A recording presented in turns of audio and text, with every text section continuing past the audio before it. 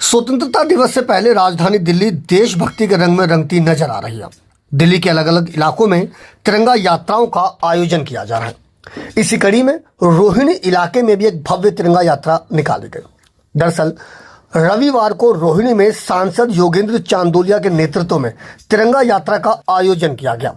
इस यात्रा में दिल्ली नगर निगम में सदन के नेता जय भगवान यादव समेत बड़ी संख्या में भाजपा कार्यकर्ता और युवा शामिल हुए।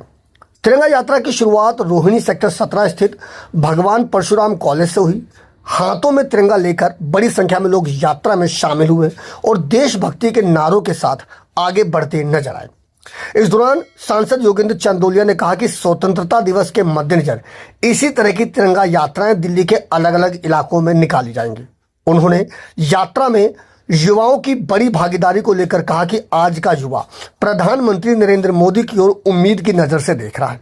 वहीं इस मौके पर सांसद योगेंद्र चांदोलिया ने विपक्ष पर भी जमकर निशाना साधा और देशभक्ति से जुड़े मुद्दे को लेकर विपक्ष की भूमिका पर सवाल उठाए।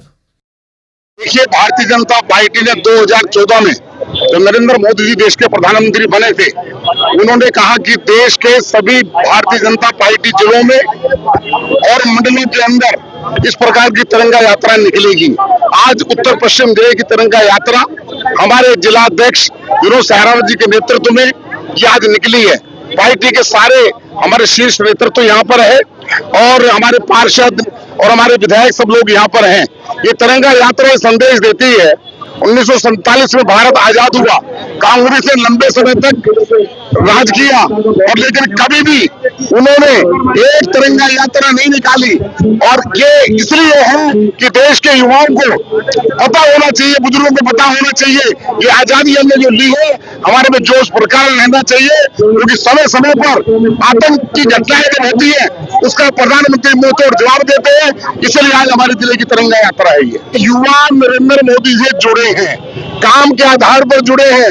उनकी लोकप्रियता युवाओं में इसलिए है कि वह जिस प्रकार से उन्होंने एजुकेशन सिस्टम के अंदर जिस प्रकार से कॉलेज बढ़े हैं, IIT बढ़ी है, MBBS की सीटें बढ़ी हैं, तो लोगों को लगता है कि अगर देश में एक अच्छा किसी ने शासन किया है और ईमानदारी के साथ तो नरेंद्र मोदी जी ने किया है, इसलिए युवा हमारी पार्टी की तरफ आकर्षित है।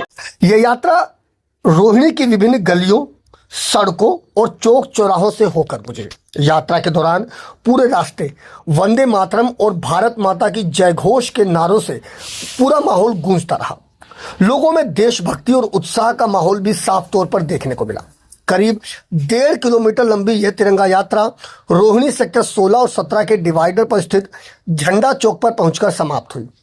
तिरंगा यात्रा के दौरान बड़ी संख्या में भाजपा कार्यकर्ताओं और युवाओं की मौजूदगी ने रोहिणी में देशभक्ति का एक अलग ही माहौल बना दिया।